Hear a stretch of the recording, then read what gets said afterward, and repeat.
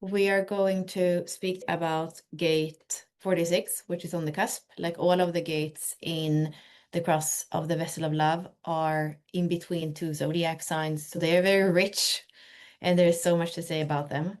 I'm looking forward to diving into that. Let's start by weaving the systems.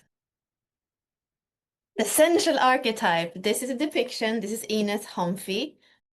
This is the love of the body, the ecstasy in physical form, the spirit that comes into the flesh, and when we feel like we are exactly in the right place at the right time.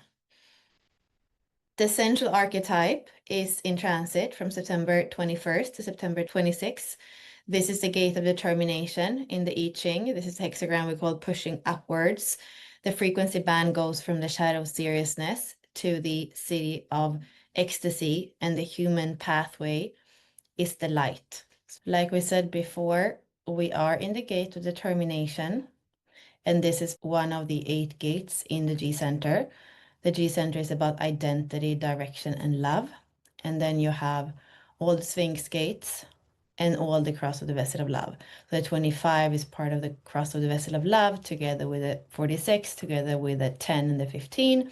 And then all the other gates are the Sphinx. And if you think about the wheel, you're going to have perfect pieces of the cake. So if you do just one of the crosses, you're going to be perfect quarters.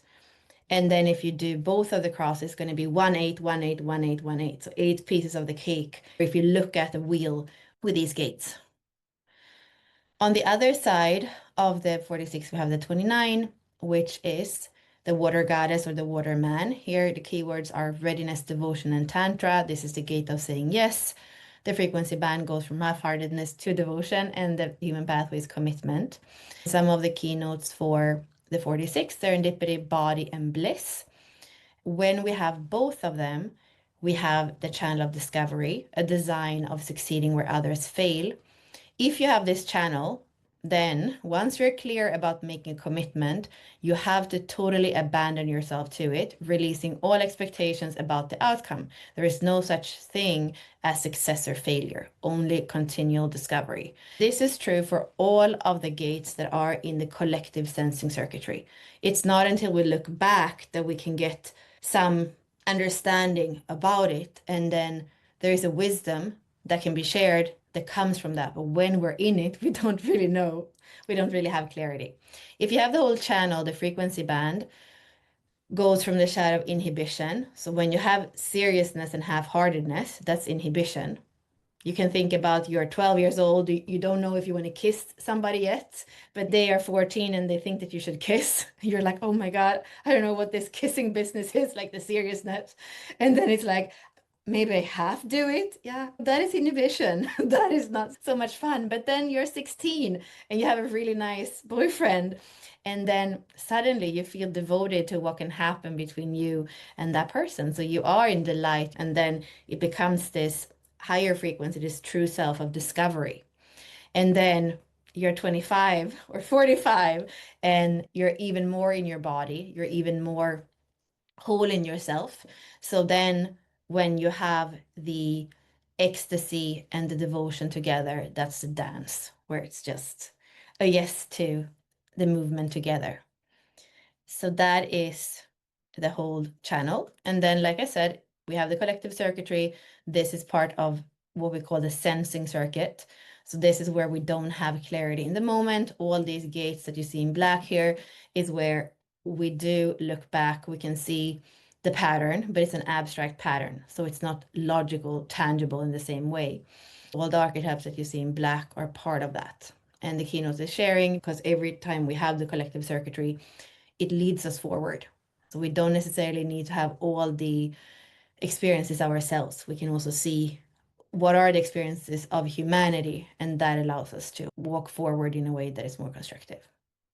And here we're looking at astrology. When we are in the 46, we are right on the cusp between Virgo and Libra. So up until line 3 starts, we are in Virgo, and from line 3 up, we are in Libra. Here we start with the keynotes of Virgo, so that can be priest or priestess, or green man or green woman. It services spirit through the devotion of sacred work. It's mutable earth. First time in the wheel was fixed earth in Taurus. Here's mutable earth. Virgo is the leaf, always reaching for the light of spirit and doing the inner work that feeds the tree. Mercury is the ruler of Virgo. Virgo is also connected to the sixth house because it's the sixth sign, and it's about daily habits. We can say self-improvement, service, routines, nutrition, things like that. And then for Libra, Libra is cardinal air. It's the balanced air we breathe in and out, sharing with others through communication. Seventh house connected to seventh sign. This is ruled by Venus. That's the second time in the chart we have something that's ruled by Venus. The first time is in Taurus, and this is about the long partnerships. It's not about love stories and adventures in that sense. That would be in Leo. Here is about those long-term relationships, marriages, business partnerships. Libra is the partner, the peace bringer, and the diplomat. It is service to others through the pursuit of partnerships and peace. So here we're now getting to the wheel, to the part of the wheel where we are way more transpersonal. So here was more personal, more inside, and here's more outside with each other. And this is also the second time in the wheel that we're in air. So the first time in the wheel when we're in air was in Gemini in mutable air. So this is cardinal air. And tomorrow for Decode Your True Self, one of the themes will be Libra archetypes, so that we get an overview of what Libra is and the different archetypes that live in Libra. Here we're looking again at astrology. So polarity point, programming partner, opposite on the wheel, super partner, many words for the same thing. What we are looking at is that if we have the 46 on one side on the cusp between Virgo and Libra, we also have the gate on the other side on a cusp, which is between Pisces and Aries, and that is gate 25. They're both in the G center, and there are mirror opposites in the hexagram structure. So when the 46 has yin, then the 25 has yang in the line. They also have to do with equinoxes, when fall starts and when spring starts on the other side. Seriousness and constriction go hand in hand, acceptance and delight, and universal love and ecstasy. We are in the quarter of duality, in the middle, purpose fulfilled through relationships. So if you have your sun in any of these gates, so the quarters are always starting with a Sphinx gate. So this is gate 7 in the cordon ring of union. It really shows us that this whole quarter is about relationships and how we serve a relationship, how we come together in fairness, and then also how we go even deeper, transcending where I end and you start as we're going into Scorpio. And here we're looking at the I Ching. The I Ching is not looking at 12 pieces of the wheel, it's looking at 8 pieces of the wheel. It's connected to the trigrams, which is 3 of the lines of the hexagram. So here we are now in the part of the wheel that has wind on the bottom. We have had water on the bottom for many weeks, and now we are changing. So we have wind on the bottom. You're seeing here that a lot of those archetypes are also in the splenic center as we're starting next week. So we also have a lot of fears that are living here. We have the essential archetype, the perceiver, the librarian, the intuitive, the guardian, the master, the daredevil, and the grid worker. And in this specific gate, we're going to have, as we said, on the bottom, wind, and on the top, we have receptive earth. When we put that together twice, 2 trigrams from earth, that is the same as Jinki or hexagram 2. When we put wind twice, that's the same as the 57. So we can create that braid with the Jinki frequency band. The shadow of seriousness is dislocation through unease. The gift of the light is orientation through intuition. And then the seed of ecstasy is unity through clarity. Let's go to the last part, which is going a little bit deeper. And here we are again going into that braid where astrology and human design and the I Ching are becoming its own framework. So in this way of looking at it, we are saying that the 46 is a combination of green and black. And green and black stands for wind and earth, like we said, But wind and earth, in terms of astrology, would be Virgo and Cancer. So Virgo is the 6th sign, Cancer is the 4th sign.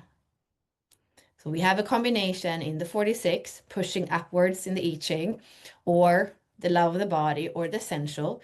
The sensual is a combination of Virgo and Cancer. Think about a priest or a priestess energy, like in the old temples. And then Cancer, that is deeply nurturing, is the longing of the soul to love, to be together, to nurture. And that is what this archetype is. It sounds quite sensual and beautiful to me. It sounds like the love of the body when you have the Virgo and the Cancer together. So let's go even a little bit more deep into the predictions and the things that the I Ching can give us. So if we're looking at the hexagram, we see that we have the trigram of wind and the trigram of water. However, we can also look inside of it and see hidden trigrams, which is basically like a secret that can give us a recommendation. So if we don't look at the top line, we don't look at the bottom line, we're going to have one trigram here, and we're going to have one trigram here. So those trigrams are going to be the trigram of thunder and the trigram of lake. And then we're saying from an Abaxis 3 perspective that thunder is the same thing as Aries, is initiating, and lake is calm, is the same thing as Taurus. So inside of this combination of Virgo and Cancer, we have hidden trigrams or signs of Aries and Taurus. So that creates this recommendation. This 46, according to Abaxis, is to nourish. And the body, the love of the bodies, I feel that nourishment is connected to that. And why do we nourish? This is the hexagram of pushing upwards. We're nourishing to climb to the next level. However, what does it tell us on the inside that we need to do to get to the next level? It tells us that it's a combination of Taurus and Aries. So that could either be materialized energy. So in order to actually climb, we need to materialize energy. If it's just energy in all direction, or if it's just like Taurus wanting to have, but we don't put them together, we are not really getting anywhere. Or actually, the one that I like even a little bit more between these two is calm the pace. So if we really want the next level, we know that the 46 can fail where others succeed, because if it's not completely in its nature, in its body, who it is, connected to all the gates of the cross of the vessel of love, then it's not going to succeed. But if it calms the pace, feels into the sacral, feels into being embodied, then it actually can nourish and climb to the next level. So calm the pace, and calm would be Taurus, and the pace would be Aries. So that is the way that we can use the hexagram to go deeper. And if we don't know the I Ching, we can just use the elements and we can translate them into the zodiac signs, and then even looking at the trigrams that are the hidden ones in that sense. And we can start to unpack and understand what each and every hexagram is about.